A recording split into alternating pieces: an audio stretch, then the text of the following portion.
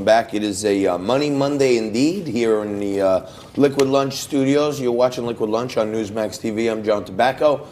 And on Money Monday, we don't only just talk about money and stocks and the markets, but we bring on the money guests. And with all this stuff happening with President Trump now saying he's pulling our, we're going to have a deliberate withdrawal of all troops from Syria. Who better to bring on Money Monday than a money guest like Ambassador Peter Ford, former British ambassador to both Syria and Bahrain. And Ambassador, thank you very much for joining Frankie and I today for a Liquid Lunch. How you doing?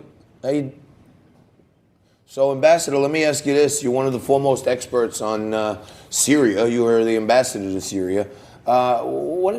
What's the real deal on the ground there, and what are the ramifications of us pulling our troops out?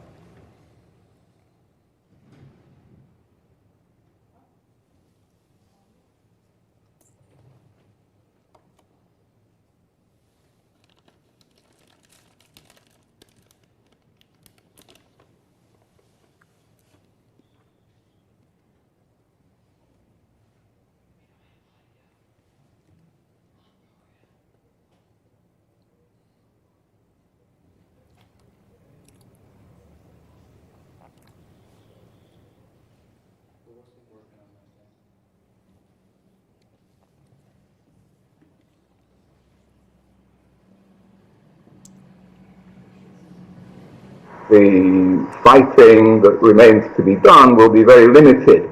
My guess is that within days, the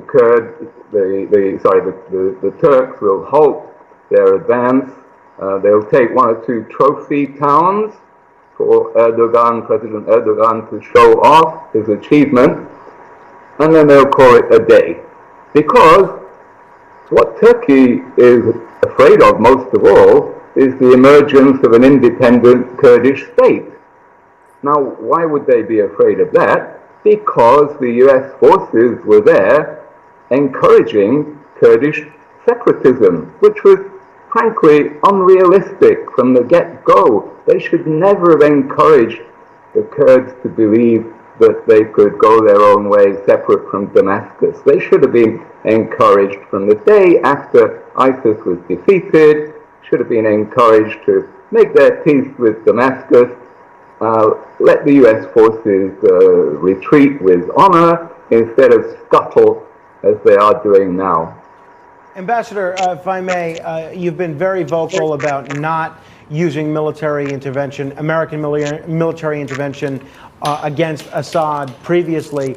Now, one of the things that we're seeing is not only what some people were pointing out as a concern, that the Kurds are going to be driven closer to Assad. We're seeing that, looks like that comes to a reality. But General Mattis, President Trump's own former Secretary of Defense, was on the Sunday shows this weekend saying that this could allow, our departure from Syria could allow ISIS to make a comeback in Syria. Is that something that Americans or even people in all Western countries should be concerned about? No. Mattis, to be honest, doesn't know what he's talking about. Wow. The reality is that the Syrian government itself has plenty of experience of dealing and success dealing with ISIS in the 2/3 of Syria, which the Syrian government controls. They already have thousands and thousands of ISIS prisoners.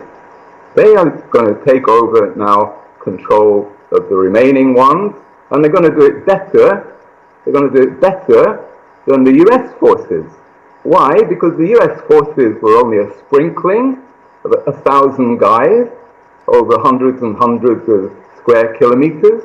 The Syrian security forces are going to be swarming all over that territory. They will make, alongside the Kurdish forces, who will still be there, alongside them, and with Russian help, they'll do a much better job of keeping the lid on ISIS, believe me. My final question, Ambassador, is why do you think we're seeing such bipartisan opposition to President Trump's decision to withdraw the troops from Syria? Democrats and even a lot of Republicans that are usually always with Trump on this are calling this a Kurdish massacre, a betrayal of our Kurdish allies. Why are people reacting this way if the facts are as you describe them? They're not being rational. They're simply not being rational. I realize it's hard to take for a superpower to have to make a tactical withdrawal. They're not used to doing it, and it's hard to take. But you have to look the facts in the face. The U.S. could not stay there indefinitely. What alternative strategy do these geniuses offer other than staying there indefinitely, like they stayed indefinitely for practically 2 decades in Afghanistan? Sooner or later, U.S. forces were going to withdraw, and the Turks were never going to acquiesce in the setting up of a Kurdish separate state. Fantastic. Ambassador Peter Ford, I want to thank you for joining us. Hopefully we'll have you back soon, and we hope if you're in New York, come down for a liquid lunch with us. I'll take a rain check on that. Thank you, Ambassador. And hey, thank you for watching Liquid Lunch, but don't go nowhere. We're going to take a quick break. We're going to be celebrating Columbus Day all day.